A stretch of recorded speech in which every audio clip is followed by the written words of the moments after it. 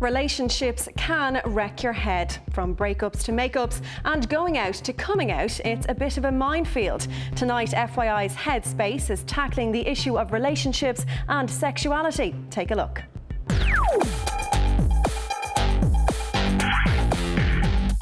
It took a long time for me to sort of identify myself as gay. I always knew there was something different about me, but I didn't exactly realise what that difference was.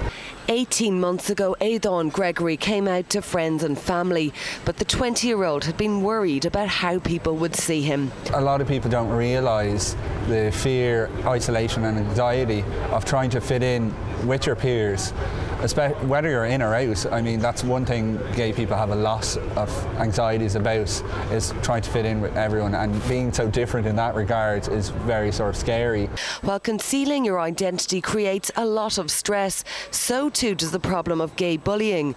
I was afraid that someone would bully me if I was fully out in school, and I wasn't prepared to let that happen. It's absolute torture. So, I mean, even with people who are in school, I think if they are out, they're very, very brave people. They're a lot braver than I am and a lot braver than a lot of people I know.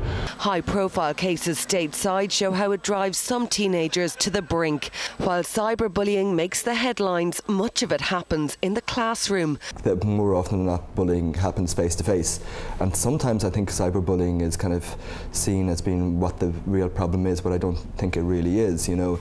And I think sometimes if you have schools saying, well, we can't do anything about it, it's all happening online, you kind of go, well, it's not. Actually, it's happening in your classrooms as well, and you aren't doing anything about it. Michael Barron runs Belong To, a support network for lesbian, gay and transgendered young people. You know, things do get better, you know, so very often if you're like 14 or 15 and you're being bullied in school, it can seem like this is kind of the end of the world, but it's actually not. You know, when you get a bit older, things will actually be better. You rely on your friends and your family, and very often when young people do come out, primarily they come out to their friends first, and almost always friends are pretty cool with it. Gay or straight, the ups and downs of relationships can take their toll on your mental health.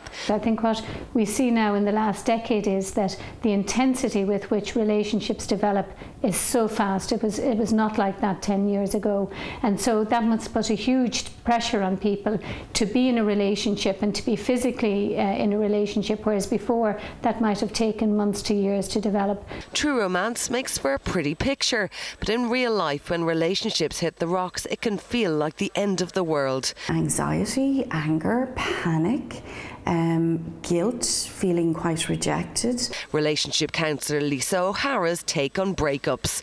That's a loss. It's a grieving period. It's you know, if that person that you loved broke it off with you or split up with you, you're going to feel pain because of that loss. Physically, you may experience a loss of sleep, a lack of energy, panic and shortness of breath, along with crying or sighing a lot.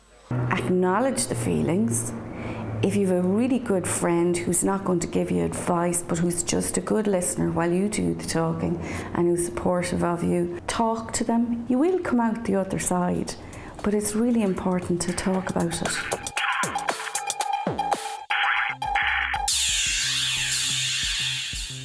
And if you've been affected by any of the issues in that story, here's some websites that might help. For a range of relationships advice, check out mrcs.ie. Meanwhile, belongto.org has a range of support services for gay, lesbian and bisexual people. We've also created a special FYI Headspace section on our own website.